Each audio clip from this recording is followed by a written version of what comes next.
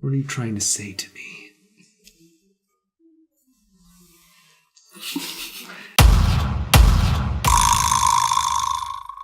Koe no Katachi, otherwise known as A Shape of Our Voice and other various English translations, is the latest anime movie we are reviewing here on our channel. Because we like anime, so we're doing it.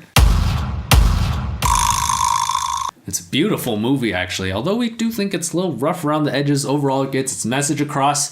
The summary of the movie is hard to say, but in as brief as a description as possible, starts in an elementary school where new transfer student Shoko Nishimiya comes in, but the catch is that she's deaf. The main guy, being Ishida, decides to tease and bully her, causing her to have a falling out with the friends in the group and causing her to transfer out of the school. We then time skip to a few years later where we see the actions taking place and taking its toll on all of the friends, Ishida included, thus starting the plot of the movie. So this film has a lot of themes such as depression, love, friendship, forgiveness, self-growing, changing from what you were before to what you are now. This is 10 years later. Because he was a bully when he was younger, everyone started drifting away from him. They started hating him. So he's lonely.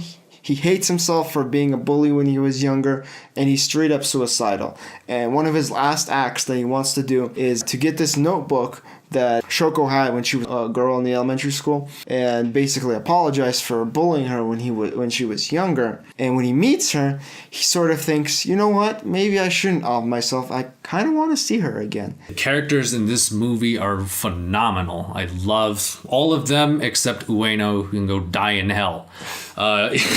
Ishida is a really great character. They flesh him out. I love that they flesh him out post-bullying. Never thought I would sympathize with the bully, but I'm sympathizing with the bully because you get to see the effects that has on him and what's happened to him. Nishimiya is also an excellent character, of a character who's going through struggles and trying so hard to communicate with other people despite her deafness, despite the fact that when she speaks, not many people can understand her.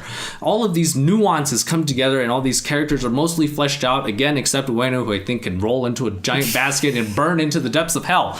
Did I say that yet? I just really hate that character. So one thing I really loved with that is I thought that was an intentional decision, because you see them as they are in elementary school, and then you see them as adults, and you see that some have changed and some are the same. And I think the message they're trying to convey is you don't have to always be the same person you are. You can grow, you can change. Not everyone will, but if you make it a conscious effort upon yourself, you can change to be a better person. I think that's a strong message in the film, and it's one that I love. And I think that you needed a character like Ueno who's, can I call her a bitch? She's a bitch, and she stays that way. And you need that contrast to make that point. Yeah. I do think the characters are really relatable, and that's one of the strong suits of the movie. Because at the climax, I teared up because I thought something was about to happen, and I'm not gonna spoil whether it did or didn't happen. I'm just gonna say I related to the characters enough that it got me teary. It's very, very relatable, and the strong themes within this movie make it great.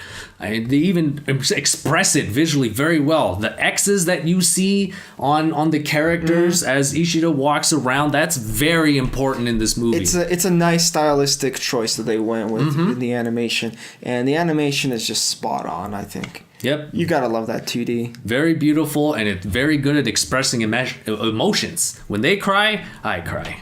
Some glaring things about this movie. I think the biggest thing about this movie is that it's trying very hard to adapt a 62-chapter manga into a 2-hour movie. Some things are inevitably going to get cut out, but you have to make the cuts where it counts, and you have to make sure that the movie still makes sense for people who've never read it. I've never read it, but I've had some people who have, and so they've told me some of the details, and there's a lot of things missing. For instance, the family is a strange relationship. So the relationship is that you have Ishida and you have a sister, and then his mother and Maria, who is the niece. But you don't see the sister at all. It only focuses on 3 characters, so there's that missing link that makes it hard to determine who is related to who. Other things are sort of left in the air too. Ishida has a reunion with one character that is touched upon briefly, and briefly is in like maybe 20 seconds of screen time, and then they never visit it again. Yeah, the movie would have worked better off as a TV series if they were going to do a true adoption of the manga. But as a movie, I think they should have made it a lot tighter because it feels bloated with all these extra characters and extra plot threads that they tease but they don't quite go into. If they had just focused on Ishida and Shoko and their relationship as it progressed, it would have been much tighter and much better overall. Yes, it could have evoked some of that same tightness from Your Name as well, but because of all these plot threads, it just feels like you're meandering around and losing focus within that middle half. In fact, even in the ending, I feel like sometimes it just didn't wrap up everything that it could have. There's so many things that were started. There's just no way that they could end it all with the ending that they had. So I think this movie has a lot of emotional weight. It's not perfect. I think it's rough around the edges. It loses its focus, and its ending isn't the best. But if you want a movie that has like deaf representation, or if you want a movie that explores the effects of bullying, this is the movie to watch. Yeah, I think if you're looking for something that's just beautifully animated and something that has this unique perspective and unique storytelling, even though it doesn't like dive into the supernatural or just blatant action or something like that, this movie I think nails it on the head, and I think you'd have a good time with it. Yeah, I'm gonna give this an 8 out of 10. Yeah, I'm at an 8 out of 10 as well. Yeah, it's a good movie. I actually Definitely could be better. I don't like it I don't like it as much as the other two we reviewed, but definitely a good movie. Yeah.